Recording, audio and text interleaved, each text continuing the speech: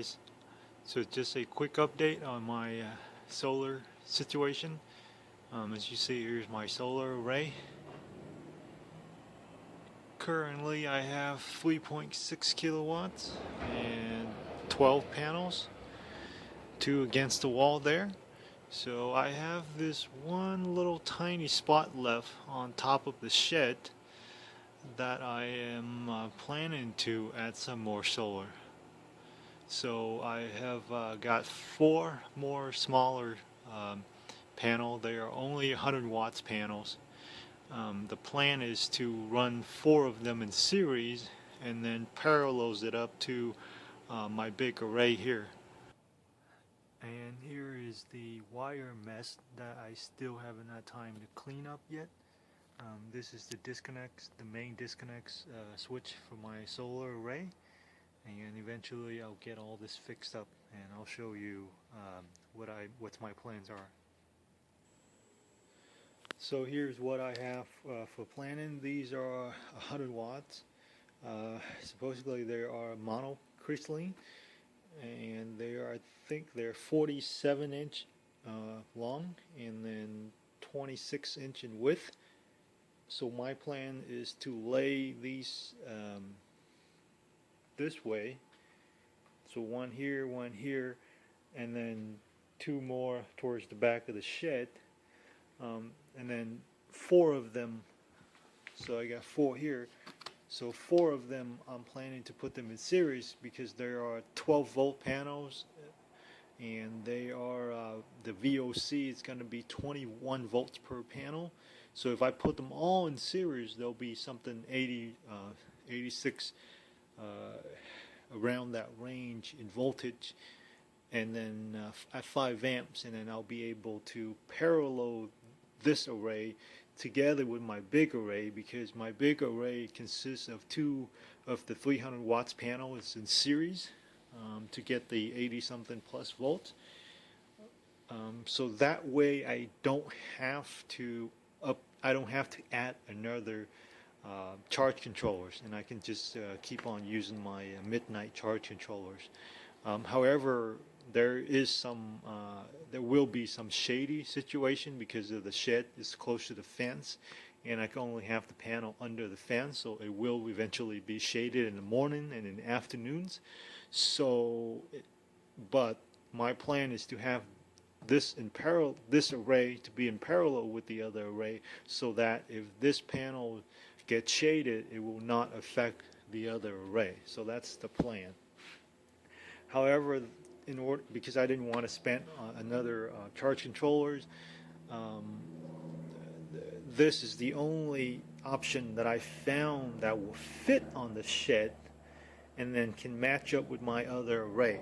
So I end up having to pay quite a lot for these panels. I got them for like $100 for 100 watts. It's not too used to how much I would spend on solar panels, because my 300 watt solar panels, I only spent $130 on those, and they're 300 watts, and I'm spending $100 on these, and these is only 100 watts. So that's that. But seeing that I have very limited space, these were my only choice. So over here you see these are 6 gauge THN wires. So when I first started out, I only have 2 solar panels. It's total 600 watts. So I ran 2 sets of 10 gauge wire. I thought that would be more than enough for later expansion and all that, and obviously I was wrong. Now I'm up to currently 3.6 kilowatts, and even though I have 2 of those 10 gauge parallels together, but I think that's still not quite enough, and I'm dropping quite a bit of voltage, and I'm afraid that in the summer it's going to heat up too much and the wire won't be able to carry the current, and I'm losing a bit of power. So I picked these up a while back, but haven't had the chance and the time to update or upgrade my wire yet. But these are 6 gauge, and hopefully they'll be good up to about 60 amps. So what I have to do is I have to uh, rip out the conduit that runs under the ground. It's about 25 feet total run from that DC disconnects main switch you saw out there to my charge controller here. And I'm planning to build a custom-made combiner box, so I'll have everything from the solar run to there to a combiner box, and then run a few sets because I have a lot of wire here. So I think I'll run another 2 sets of these wire into my charge controller just in case. However, I don't think I have any more space for expansion. And then the wife wouldn't let me have any more space for solar panels. So I think 2 of these set would be more than enough for my expansion. And then that should be able to give me probably a few more volts and hopefully, you know, an extra 80 to 100 watts of efficiency. And then plus the 400 watts, I'm hoping that my system will get up to about 4 kilowatts. And then that will be enough to run my air conditioner, my 3 tons air conditioner. So, okay, going to the battery bank. Okay, so just a quick update on my 40 kilowatts battery bank. Hopefully you can see this because I will need my 2 hands to measure the voltage.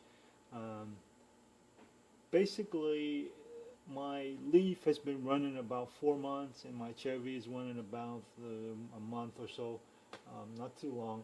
However, I've noticed that the balancing is still in perfectly sync, which means that they're still perfectly balanced, like, you know, when I first put them in.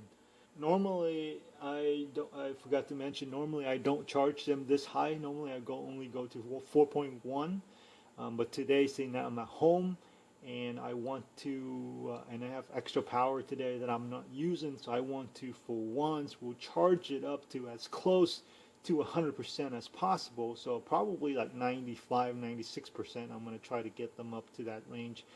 The reason being is that a lot of people ask me about, you know, should they use BMS, or I should have used BMS.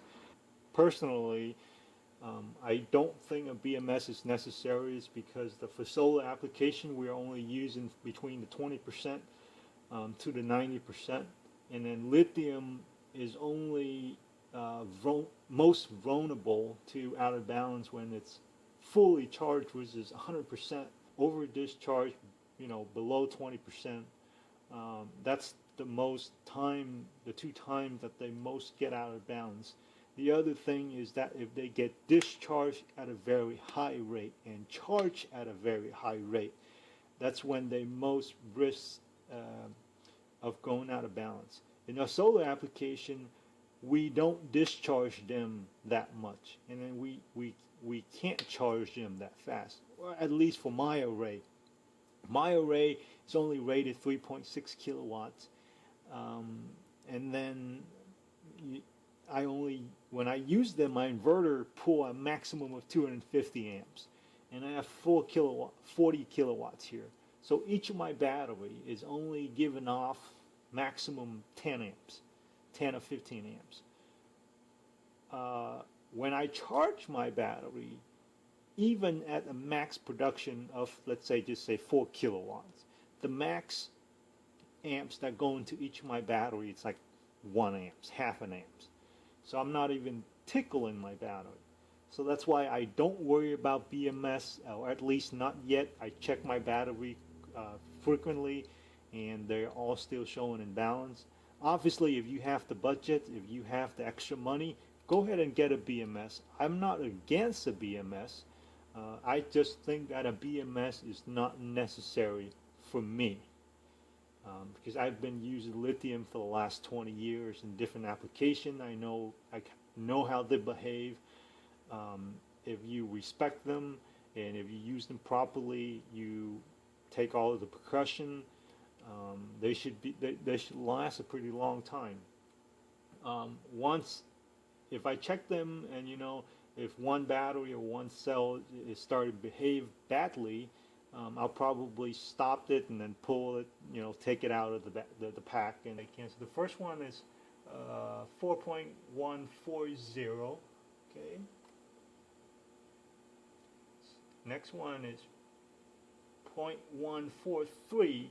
So that's 0.002 of a volts off. Okay. There's a third 0.144. 0.14, okay, 0.139. Okay, so let's go back to the first one.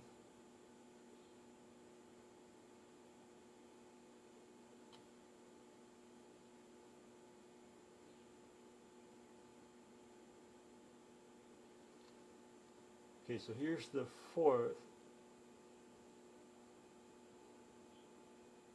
So the highest one was what is it? 0.145, and now the lowest one that we've seen so far is 0.139. Okay, and this is the fifth. So 0.44 again, 45. Keep going. 0.138.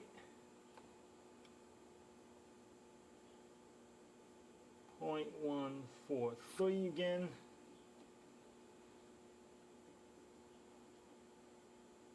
0.143 again.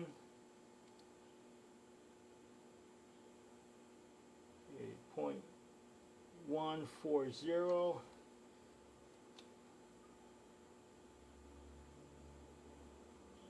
0.138.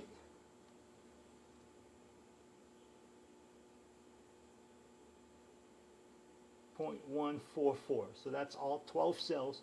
So the highest was what? The higher was 0.45. The high was 0.145 and the lowest was 0.138. So that is only 0.006 or 0.007 of a volt. So I personally think that is very well balanced. We're talking 3 digits, and you know I can measure the Chevy volt here, so let you take a look. So the first cell of the Chevy volt is 0.138. Second cell 0.41.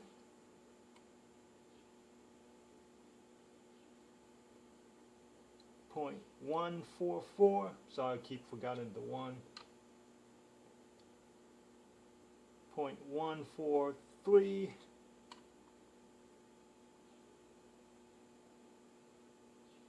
0.145. 0.139. 0.142.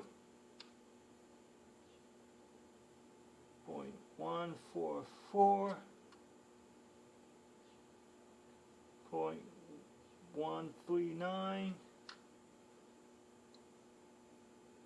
0.140, 0.144. So again, same thing. And here's the last cells, 0.143. So basically almost identical to the Leaf battery. And I have already checked all of the Chevy Volt battery and they're all pretty much the same. I'm not going to go through every single one of them, that's just way too much on the video. But I can assure you that they are perfectly balanced. And then they are working flawlessly. Last week we had 4 days straight of cloudy, and the max my solar was making was about 450 watts during the daytime when it's cloudy and rainy, and every day I only produce about 3 to 4 kilowatts total throughout those cloudy days, but I have not dragged my battery bank below 60% yet. So I was extremely happy about that. That's the first time that I have 4 days, 4 straight day of clouds, or what I call crappy day, and then not having to switch over to the grids. So that's a big achievement for me. Usually I have to goes out and carefully watch my battery, and if it doesn't have enough, I have to switch over to the grids. But now my battery is so big, my battery bank's so big that I don't have to worry about it. And then 1 day of sunny or 2 days of sunny, and my battery's back up to 100% again. So basically that's it. I will shoot another video when I start working on installing those 4 smaller solar panels, and then changing out the conduits and adding the new wires, and I'll be sure to make another video of that. But here's a quick look. It's what my system's doing.